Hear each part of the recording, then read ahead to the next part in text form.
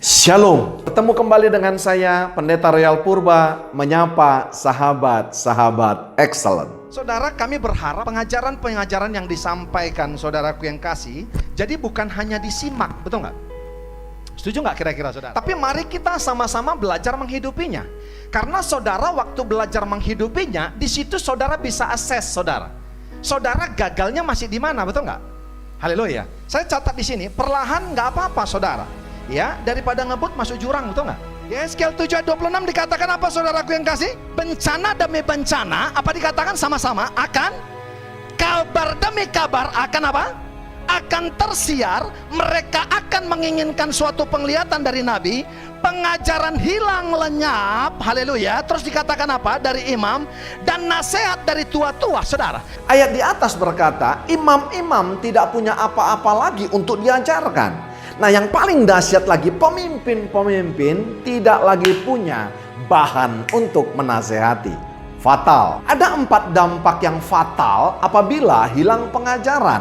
Kita akan baca Yehezkiel 37 ayat yang ke-11. Terjemahan bahasa Indonesia masa kininya yang di sebelah kanan saya saudara dikatakan begini. Allah berkata kepada siapa saudara? Berkata kepada Yehezkiel, saudaraku yang kasih. Dia berkata, hai manusia fana. Di ayat lain, terjemahan lain dikatakan, hai manusia debu. Dikatakan, haleluya, tulang-tulang ini melambangkan bangsa Israel. Mereka dikatakan apa yang pertama? Mereka apa? Mengeluh, dikatakan saudara. Bahwa mereka dikatakan yang kedua apa? Kering, tanpa harapan, tanpa hari depan. Ternyata saudaraku yang kasih, kalau kita tanpa pengajaran, yang pertama hidupmu akan mengeluh, yang kedua akan kering, yang ketiga akan tanpa pengharapan, yang keempat saudaraku yang kasih, engkau tidak lagi bisa melihat masa depan. Halo, ini dia yang namanya saudara mengeluh. Katakan sama-sama dengan saya, mengeluh. Katakan mengeluh. Pak, kalau mengeluh itu terus bikin apa saudara? Ada lagu saudara dan Amsal berkata apa? Hati yang gembira adalah obat, betul nggak? Haleluya.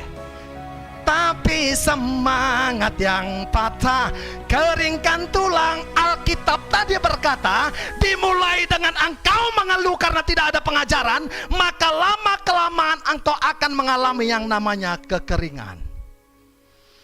Karena apa saudara? Yang saudara produksi bukan endorfin, tapi yang namanya kortisol. Haleluya. Haleluya. Amin saudara. Amin saudara. Maka yang ketiga, kalau Anda terus mengeluh saudaraku yang kasih, maka saudara tidak bisa lagi melihat yang namanya apa saudaraku yang kasih? Nggak bisa lagi mempunyai yang namanya haleluya. Nggak bisa lagi nyanyi pengharapanku hanya Yesus saja yang mati atas Golgota. Kalau nggak ada pengharapan Pak, nggak bisa lagi lihat visi atau masa depan. Maka saya pastikan masa depan kita madesu. Dimulai dari mana saudaraku yang kasih? Tidak adanya pengajaran. Hari ini kita sepakat, pastikan kalau engkau mendengarkan khotbah-khotbah pengajaran. Bangsa Israel masalahnya saudara adalah apa? Hilang pengajaran. Tidak ada nasihat daripada tua-tua.